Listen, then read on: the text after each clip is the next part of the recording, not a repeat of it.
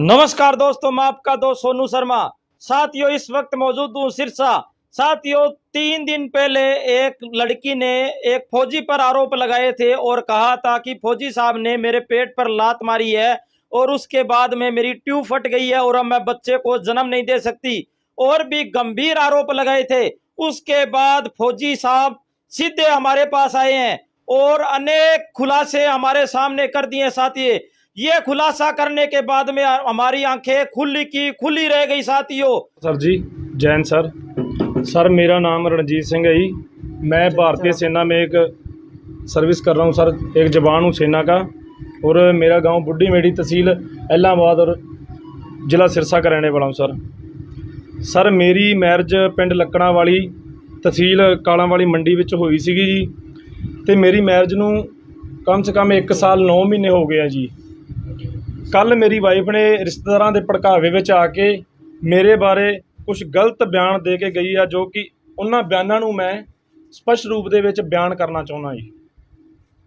मेरी वाइफ ने कल परसों की यह गल न्यूज़ जो आई सी, उन्हें कहा कि मेरे हसबैंड ने मतलब कि 13 तरीक नूं मेरे नाल मारपीट की ते भी मेरे ढिड दे विच लत्त मारी है जी, तो उहदे करके मेरी ट्यूब फटी है। हुण जो भी मेरा ये वीडियो वेख रहा, मेरा भरा मेरियां भैणां सब अगे मेरी यही रिक्वेस्ट आ कि मेरी घर दी ने मेरे ते ये ब्लेम लाया सी कि तू लत्त मारी है तां मेरी ट्यूब फटी है जी। ये लिखित रूप दे विच रिपोर्टां पईयां जी मेरे कोल सारियां, डॉक्टर साहब दे सैन होए आ जी। बिल्कुल ਇਹਦੇ ਵਿੱਚ ਸਾਰਾ ਰੀਜਨ ਲਿਖਿਆ ਵੀ ਟੂਬ ਪੱਟਣ ਦਾ ਕੀ ਚੱਕਰ ਸੀ। ਹੁਣ ਤੁਸੀਂ ਮੈਨੂੰ ਨਿਆਂ ਦੇਣਾਗਾ ਸਾਰੇ ਮੇਰੇ ਭੈਣ ਭਰਾਵਾਂ ਨੇ ਵੀ ਇਹਦੇ ਵਿੱਚ ਲਿਖਿਆ ਵੀ ਟੂਬ ਪੱਟਣ ਦਾ ਕੀ ਚੱਕਰ ਸੀਗਾ ਜੀ। ਠੀਕ ਹੈ ਜੀ। ਦੂਜੀ ਗੱਲ ਸੀਗੀ, ਮੇਰੀ ਵਾਈਫ ਮੈਨੂੰ ਕਹਿ ਰਹੀ ਹੈ ਕਿ ਤੂੰ ਮੈਨੂੰ 13 ਤਰੀਕ ਨੂੰ ਜਦੋਂ ਮੇਰੇ ਪੇਟ 'ਚ ਦਰਦ ਹੋ ਰਿਹਾ ਗਾ, ਤੂੰ ਮੈਨੂੰ ਟਾਈਮ ਨਾਲ ਹਸਪੀਟਲ ਨਹੀਂ ਪਹੁੰਚਾਇਆ, ਵੀ 1:30 ਵਜੇ ਤੱਕ ਤੂੰ ਘਰੇ ਡਾਮਾਡੋਲ ਕਰ ਰਿਹਾਗਾ। ਮੈਂ ਇਹਦੇ ਲਈ ਵੀ ਮੇਰੇ ਕੋਲ ਇੱਕ ਪ੍ਰੂਫ ਆ, ਜਿਹਦੇ ਵਿੱਚ ਮੈਂ ਐਡਮਿਟ ਕਰਾਇਆ ਸੀ ਤਲਵਾੜ ਹਸਪੀਟਲ ਜੀ। ਆਹ ਵੇਖ ਲਓ ਜੀ, 1:30 ਵਜੇ ਘਰੇ ਕਹਿ ਰਹੀ ਆ, ਟਾਈਮ ਦੇਖ ਲਓ ਜੀ 1:30 ਦਾ ਐਡਮਿਸ਼ਨ ਹੋ ਗਿਆ ਗਾ। 1:30 ਦਾ ਐਡਮਿਸ਼ਨ ਹੋ ਗਿਆ ਗਾ। 1:24 ਤੇ ਮੇਰੀ ਵਾਈਫ ਗੁਰਪ੍ਰੀਤ ਕੌਰ ਉਹ ਆਪਰੇਸ਼ਨ ਥੀਏਟਰ ਦੇ ਵਿੱਚ ਬੈਠੀ ਸੀ। ਹੁਣ ਤੁਸੀਂ ਮੈਨੂੰ ਦੱਸੋਗੇ ਸਾਰੇ ਫੌਜੀ ਭਰਾ ਨੂੰ ਵੀ ਮੈਂ ਮਤਲਬ ਕਿ ਮੈਨੂੰ ਨਿਆਂ ਮਿਲਣਾ ਚਾਹੀਦਾ ਕਿ ਨਹੀਂ। ਮੇਰੇ ਤੇ ਧੋਖੇ ਕੜੀ ਨਾਲ ਕਿਉਂ ਮੇਰੇ ਤੇ ਬਲਕਿ ਬਲੇਮ ਕੀਤਾ ਜਾ ਰਿਹਾ ਗਾ। ਮੈਂ ਇਸੇ ਕਰਕੇ ਮੈਂ ਸਾਰੇ ਬਿਆਨ ਕਰ ਰਿਹਾ ਜੀ। 14 ਤਰੀਕ ਨੂੰ ਮੇਰੀ ਘਰ ਦੀ ਦਾ ਆਪਰੇਸ਼ਨ ਹੋਇਆ ਜੀ ਤਲਵਾੜ ਹਸਪੀਟਲ ਸਿਰਸਾ ਦੇ ਵਿੱਚ ਜੀ। ਉਸ ਤੋਂ ਬਾਅਦ ਉਹਦੇ ਮਾਤਾ ਪਿਤਾ, ਮੇਰੀ ਫੈਮਿਲੀ, ਅਸੀਂ ਉਹਦੇ ਨਾਲ ਉੱਥੇ ਹੀ ਰਹੇ ਹਾਂ 4 ਦਿਨ ਜੀ, ਉਹਦੀ ਕੇਅਰ ਕਰਦੇ ਰਹੇ ਹਾਂ ਜੀ। ਫਿਰ ਉਸ ਤੋਂ ਬਾਅਦ ਉਹ 4 ਦਿਨ ਬਾਅਦ ਅਸੀਂ ਉਹਨਾਂ ਨੂੰ 17 ਤਰੀਕ ਨੂੰ ਮੈਂ ਛੁੱਟੀ ਦਵਾ ਕੇ ਲਿਆਇਆ ਰਾਤ ਨੂੰ 9 ਵਜੇ ਜੀ ਘਰੇ। ਤੇ ਉਹ ਮੇਰੇ ਪਿੰਡ ਵੀ 4 ਦਿਨ ਮੇਰੇ ਕੋਲ ਰਹਿ ਕੇ ਗਈ ਆ ਜੀ। ਉਸ ਤੋਂ ਬਾਅਦ ਮੈਨੂੰ ਇਹ ਦੱਸੋ ਜੀ, ਹੁਣ ਅੱਜ ਤੋਂ 10 ਦਿਨ ਬਾਅਦ ਕਹਿ ਰਹੀ ਆ ਵੀ ਮੇਰੀ ਟਿਊਬ ਪਾਟੀ ਆ, ਤੇ ਹੁਣ ਕਿਉਂ ਮੇਰੇ ਤੇ ਬਲੇਮ ਦੇ ਰਹੀ ਆ ਜੀ। ਅਗਰ ਅੱਜ ਆਪਣੇ ਚੋਟ ਫੇੜ ਵੱਜ ਗਈ, ਆਪਾਂ ਕਿਤੇ ਆਪਣੇ ਨਫਾ ਨੁਕਸਾਨ ਹੋ ਗਿਆ, ਆਪਾਂ ਭੱਜ ਕੇ ਹੀ ਡਾਕਟਰ ਕੋਲ ਜਲਦੀ ਜਾਵਾਂਗੇ।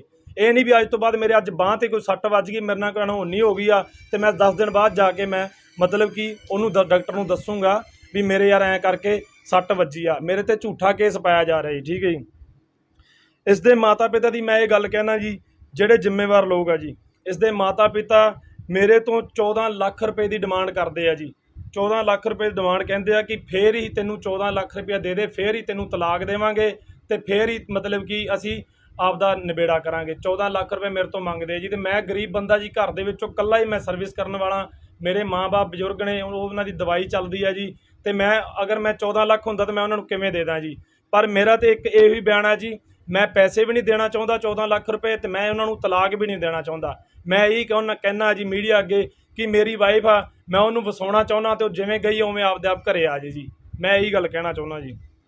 ਫਿਰ ਜਿਹੜੇ ਜ਼ਿੰਮੇਵਾਰ ਲੋਕ ਨੇ ਜੀ, ਮੇਰਾ ਸਹੁਰਾ ਜੀ, ਜਿਨ੍ਹਾਂ ਦੇ ਮਤਲਬ ਕਿ ਫੈਮਿਲੀ ਦੇ ਮੈਨੂੰ ਵਾਰ-ਵਾਰ ਧਮਕੀਆਂ ਦਿੱਤੀਆਂ ਜਾ ਰਹੀਆਂ ਨੇ ਵੀ ਇੱਕ ਮੇਰਾ ਸਹੁਰਾ ਦੇਸਰਾਜ ਸਿੰਘ ਜੀ, ਮੇਰਾ ਚਾਚਾ ਸਹੁਰਾ ਦਰਸ਼ਨ ਸਿੰਘ, ਇੱਕ ਮੇਰਾ ਸਾਲਾ ਦਲਬੀਰ ਸਿੰਘ, ਇੱਕ ਮੇਰੀ ਦਾਦੀ ਸੱਸ ਆ ਜੀ, ਇੱਕ ਮੇਰੀ ਭੂਆ ਸੱਸ ਸਵਰਨ ਕੌਰ ਬੇਗੂ ਤੋਂ ਜੀ।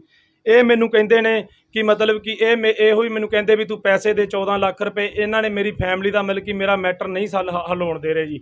ਇਹਨਾਂ ਦੇ ਭੜਕਾਵੇ 'ਚ ਆ ਕੇ ਰਿਸ਼ਤੇਦਾਰ ਦੇ ਭੜਕਾਵੇ 'ਚ ਆ ਕੇ ਮੇਰੀ ਵਾइफ मेरे बरखिलाफ झूठियाँ शिकायतें दे रही है। नहीं, आप देश की सेवा कर रहे हो, फिर आपके ऊपर इस तरीके से गंभीर आरोप लग रहे हैं। सर मैं सारे पूरे प्रूफ दे रहा जी। मेरे पास लिखित रूप, कल मेरी वाइफ आई सी जी, उन्हें बोली आ, ਜਦੋਂ बोल के गई, वो मौखिक रूप ਦੇ ਵਿੱਚ बोल के गई ਆ। ਜਦੋਂ ਇਹ ਮੈਂ ਸਾਰੇ ਆਉਣ ਪ੍ਰੂਫ ਦੇ ਰਿਹਾ ਜੀ, ਪੁਰਾਣੀਆਂ ਤੋਂ ਪੁਰਾਣੀਆਂ ਰਿਪੋਰਟਾਂ ਮਿਲਟਰੀ ਹਸਪੀਟਲ ਦੀਆਂ ਲਈ ਫਿਰਦਾ ਜੀ। ਮੈਂ ਆਰਮੀ ਦੀਆਂ ਰਿਪੋਰਟਾਂ ਮੇਰੇ ਕੋਲ ਪਈਆਂ ਵੀ ਅੱਜ ਮੈਂ ਦੇਸ਼ ਦੀ ਸੇਵਾ ਕਰ ਰਿਹਾ ਜੀ। ਅੱਜ ਮੈਂ ਦੇਸ਼ ਵਾਸਤੇ ਮੈਂ ਬਾਹਰ ਬਾਰਡਰ ਤੇ ਖੜਾਂਗਾ, ਮੈਂ ਆਪਣੇ ਬੱਚੇ ਨੂੰ ਖੁਦ ਕਿਵੇਂ ਮਾਰ ਸਕੂੰਗਾ ਜੀ। ਮੈਂ ਇਹ ਦਿਨ 1.5 ਸਾਲ ਬਾਅਦ 1 ਸਾਲ 9 ਮਹੀਨੇ ਬਾਅਦ ਦੇਖਿਆ ਹੈਗਾ ਜੀ। ਇਹ ਪ੍ਰੋਬਲਮਾਂ ਦੇ ਵਿੱਚ ਜੁੰਝ ਕੇ ਸਾਡੀ ਪਰਿਵਾਰ ਨੂੰ ਬਹੁਤ ਖੁਸ਼ੀ ਸੀ, ਪਰ ਇਹਨਾਂ ਨੇ ਮੇਰੇ ਤੇ ਝੂਠਾ ਬਲੇਮ ਲਾ ਰਹੇ ਆ। ਮੈਂ 28 ਤਰੀਕ ਨੂੰ ਸਟੇਸ਼ਨ ਤੇ ਪਹੁੰਚ ਗਿਆ ਸੀ। ਜਦੋਂ ਮੈਂ ਸਾਰੇ ਨਿਊਜ਼ ਦੇਖੀ ਆ, ਨਿਊਜ਼ ਦੇਖਣ ਦੇ ਬਾਅਦ ਮੈਨੂੰ ਜਦੋਂ ਦੁਨੀਆ ਨੇ ਮਾੜਾ ਚੰਗਾ ਬੋਲਿਆ, ਮੇਰੀ ਮਤਲਬ ਕਿ ਇਨਸਲਟ ਕਰ ਰਿਹਾ, ਕਮੈਂਟ ਗਲਤ ਆ ਰਿਹਾ, ਮੈਂ ਕਿਹਾ ਨਹੀਂ, ਅਗਰ ਮੈਂ ਇੱਥੋਂ ਜਾਂਦਾ ਸਿੱਧਾ ਇੱਦਾਂ ਡਿਊਟੀ ਤੇ ਲੋਕਾਂ ਨੇ ਮੈਨੂੰ ਦੋਸ਼ੀ ਕਰਾਰ ਕਰਨਾ ਸੀ ਵੀ ਦੋਸ਼ੀ ਸੀਗਾ, ਇੱਥੋਂ ਭੱਜ ਗਿਆ ਗਾ, ਇੱਥੋਂ ਸਾਨੂੰ ਬਿਨਾਂ ਬਰਖਲਾਫ ਤੋਂ ਦੱਸਣ ਤੋਂ ਤੁਰ ਗਿਆ ਗਾ। ਮੈਂ ਇਹੋ ਹੀ ਸਬੂਤ ਕਰਨ ਤੋਂ ਬਾਅਦ ਦਿੱਲੀ ਤੋਂ ਵਾਪਸ ਆਇਆ ਜੀ। ਰਾਤ ਹੀ ਦਿੱਲੀ ਤੋਂ ਵਾਪਸ ਆਇਆ, ਸਵੇਰ 4 ਵਜੇ ਘਰੇ। ਮੇਰੀ ਇਹੋ ਹੀ ਉਮੀਦ ਹੈ ਕਿ ਇਹ ਮਤਲਬ ਕਿ ਮੈਨੂੰ ਪਰੇਸ਼ਾਨ ਕਰ ਰਿਹਾ, ਮੇਰੇ ਕੋਲ ਲਿਖਿਤ ਰੂਪ ਦੇ ਵਿੱਚ ਸਾਰੇ ਪ੍ਰੂਫ ਪਏ ਆ ਜੀ, ਕੱਲੀ ਚੀਜ਼ ਦੇ ਪ੍ਰੂਫ ਆ ਜੀ ਸਰ ਮੇਰੇ ਕੋਲ। अब आप शासन और प्रशासन से क्या मांग करना चाहते हो? ਮੈਂ ਇਹ ਮੰਗ ਕਰਨਾ ਚਾਹੁੰਦਾ ਜੀ ਵੀ ਜਿਹੜਾ ਦੋਸ਼ੀ ਹੈ ਇਹਨਾਂ ਦੇ ਵਿੱਚੋਂ, ਸਾਡੇ ਦੋਨਾਂ ਦੇ ਵਿੱਚੋਂ ਜਿਹਦੇ ਮਤਲਬ ਕਿ ਜਿਹੜਾ ਕਹਿੰਦਾ ਦੋਸ਼ੀ ਆ, ਉਹਨੂੰ ਕੜੀ ਤੋਂ ਕੜੀ ਸਜ਼ਾ ਦਿੱਤੀ ਜਾਵੇ ਜੀ, ਠੀਕ ਹੈ। ਜਿਹੜਾ ਬੰਦੇ ਤੋਂ ਜਿਹਦੇ ਕੋਲ ਸਬੂਤ ਆ, ਮੇਰੇ ਕੋਲ ਇਸ ਤੋਂ ਇਲਾਵਾ ਹੋਰ ਵੀ ਬੜੇ ਪਰਦੇ ਪਿੱਛੇ ਸਬੂਤ ਪਏ ਨੇ, ਜਿਹੜੇ ਮੈਂ ਅੱਗੇ ਸੋਸ਼ਲ ਮੀਡੀਆ ਜਾਂ ਕਿੱਥੇ ਨਹੀਂ ਲੀਕ ਕੀਤੇ ਸੀ, ਕਿਉਂਕਿ ਜਦੋਂ ਮੇਰੀ ਕੋਈ ਇੱਜ਼ਤ ਨਹੀਂ ਕਰ ਰਿਹਾ ਜੀ, ਮੈਂ ਦਿਲ ਤੋਂ ਜ਼ਿਆਦਾ ਕਰਦਾ, ਫਿਰ ਵੀ ਮੇਰੇ ਬਾਰੇ ਗਲਤ ਨਜਾਇਜ਼ ਦੇ ਕੇ ਬਿਆਨ ਮੈਨੂੰ ਫਸਾਉਣ ਦੀ ਧੋਖੇਧੜੀ ਕੀਤੀ ਗਈ ਜੀ, ਠੀਕ ਹੈ ਜੀ। ਤੇ ਉਸ ਤੋਂ ਬਾਅਦ ਕੀ ਆ ਵੀ ਮੈਂ ਜਿਹੜੇ ਜਿੰਨੇ ਬਿਆਨ ਬੋਲੇ ਆ ਜੀ ਮੀਡੀਆ ਉੱਤੇ, ਇਹ ਸਾਰੇ ਮੇਰੇ ਕੋਲ ਲਿਖਿਤ ਰੂਪ ਦੇ ਵਿੱਚ ਪਏ ਆ। ਕੋਈ ਵੀ ਆ ਕੇ ਮੇਰਾ ਵੀਰ ਭਰਾ ਕੋਈ ਵੀ ਚੈੱਕ ਕਰ ਸਕਦਾ ਹੈਗਾ, ਸਬੂਤ ਲੈ ਸਕਦਾ ਮੇਰੇ ਤੋਂ ਵੀ ਟਿਊਬ ਪਾਟਣ ਦਾ ਰੀਜ਼ਨ ਕੀ ਸੀਗਾ, ਉਹ ਵੀ ਤੁਹਾਨੂੰ ਦਿਖਾਤਾ। ਫਿਰ ਕਹਿ ਰਹੀ ਆ ਵੀ 1:30 ਵਜੇ ਤੋਂ ਬਾਅਦ ਹਸਪੀਟਲ 'ਚ ਲੈ ਕੇ ਆਏ, ਉਹ ਵੀ ਮੈਂ ਤੁਹਾਨੂੰ ਦਿਖਾਤਾ ਜੀ ਵੀ 1:30 ਵਜੇ ਤੋਂ ਜਦੋਂ ਲੈ ਕੇ ਆਏ, ਉਹ ਮੈਂ ਦਿਖਾਤਾ ਵੀ 1:24 ਤੇ ਆਪਰੇਸ਼ਨ ਥੀਏਟਰ ਦੇ ਵਿੱਚ ਸੀਗੀ ਜੀ, ਠੀਕ ਹੈ ਜੀ। ਬਾਕੀ ਇਹ ਜਿਹੜੇ 5 ਜਣੇ ਮੈਂਬਰ ਆ ਫੈਮਿਲੀ ਦੇ, ਇਹ ਮੈਨੂੰ ਵਾਰ-ਵਾਰ ਧਮਕੀਆਂ ਦੇ ਰਹੇ ਆ ਜੀ, ਵਾਰ-ਵਾਰ ਮੈਨੂੰ ਕਹਿ ਰਹੇ ਆ ਵੀ ਤੂੰ 14 ਲੱਖ ਰੁਪਈਆ ਰੱਖ ਤੇ ਤੂੰ ਐ ਕਰਕੇ ਮਤਲਬ कि तेनू तलाक भी नहीं देते। बार-बार पैसों के लिए और तलाक के लिए प्रेशराइज क्यों किया? सर मेरे को इसलिए परेशान किया जा रहा है कि ये बोल रहे हैं मतलब किया भी तू अपने माँ बाप को छड़ दे, माँ बाप को छोड़ के जो सैलरी तेरी आ रही है तू साढ़े खाते च पवा, हमारे साथ रह, जैसे हम कहेंगे वैसे कर। ये सर ये मेरे को मेरे सास ससुर जो गुलाम बनाना चाहते हैं। अब मेरे को सभी मेरे बहन भाई ये वीडियो देख रहे हैं, अब मेरे को ये बताओ कमेंट में, मैं कि देश का गुलाम बनूं या मैं अपने सास ससुर का गुलाम बनूं सर। इसीलिए मेरे को बार-बार परेशान किया जा रहा है। इससे पहले कोई आपकी अनबन है या आपकी मिसेज के साथ? सर आज से मेरी मिसेज के साथ नॉर्मल झगड़ा हुआ था हमारा 10 बार। सर मैं जाके लकड़ा वाली गांव में थोड़े मेरे रिश्तेदार ले जाके मैं 10 बार माफ़ी मांग के लेके आया हूँ उसको भी, ठीक है कोई बात नहीं भी, अपना फैमिली मैटर है, हम दोनों सेट कर लेंगे, घर बसा ले। लेकिन सर वो घर नहीं बसाना चाहती, पता नहीं किसकी मतलब कि रिश्तेदारों के भड़कावे में आई हुई है, बार बार मेरे को परेशान कर रही है। अभी उन्होंने यही सोचा था कि फौजी फिर उसी तरह पिछली तरह जैसे माफ़ी मांग के लेके गया था, जहाँ हाथ जोड़ के लेके गया, उसी तरह हमारे घर पे आएगा।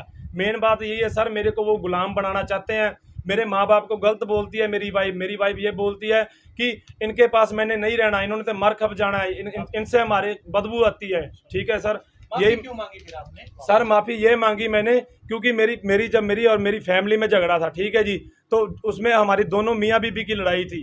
इसका ये रीज़न था सर, उसको मैंने यही बोला भी तो अपना घर बसा ले, वो बोलती है कोई नहीं तू मेरे पास आ, मेरे माँ बाप से माफ़ी मांग, फिर मैं तेरे साथ चलूँगी। लेकिन सर मैंने फिर भी ये सोचा भी यार मेरा घर ना उजड़े, मैं फिर भी अगर हाथ जोड़ने से मेरा परिवार बस रहा ना, मैं ये भी बात सोच के हाथ जोड़ के भी मैं अपनी फैमिली को लेके आया 10 बार।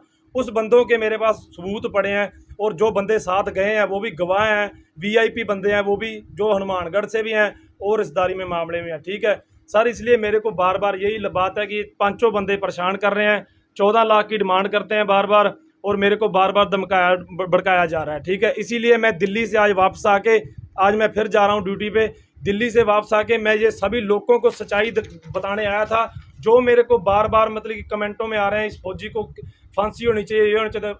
आपके सभी बहन भाई जो मेरे देख रहे हैं, आपने अभी सभी मेरी वीडियो देख चुके हो आप। बात यही है कि मेरे को आपने ही न्याय देना है, ठीक है जी। जो दोषी होगा उसको कड़ी से कड़ी, मैं खुद बोल रहा हूँ, दोषी होगा उसको कड़ी से कड़ी मतलब कि सज़ा दी जाएगी, ठीक है। बाकी यहाँ से मैं आज जा रहा हूँ, आज मैं जा रहा हूँ, जाके अपनी यूनिट में भी मैं अपने लेफ्टिनेंट कर्नल मेजर साहब से बात करके वहाँ से भी कार्रवाई इधर वापस भेजूंगा, क्योंकि कल को मेरी फैमिली को जहाँ मेरे को कोई दिक्कत परेशानी आएगी तो उसमें सबसे ज़्यादा ये 5 बंदे जो मैंने नाम बोले हैं यही जिम्मेवार रहेंगे, ये 5 ही बंदे जिम्मेवार रहेंगे। लक्कड़वाली गांव से देसराज सिंह जी और दर्शन सिंह, दलबीर सिंह, और मेरी सास अमरजीत कौर, और दादी सास, और एक मेरी बुआ सास है बेगू से, जो जिसका नाम है स्वर्ण कौर। ये थे हमारे देश के वीर जवान फौजी जिन्होंने बताया कि इनके साथ किस तरीके से अन्याय हुआ, अत्याचार हुआ और बार बार इनको बदनाम करने के लिए एक साजिश रची गई। तो सभी साथियों से गुजारिश है इस वीडियो को ज़्यादा से ज़्यादा शेयर करें और इस वीडियो के बारे में आपकी क्या राय है कमेंट करके हमें ज़रूर बताएं। धन्यवाद, शुक्रिया।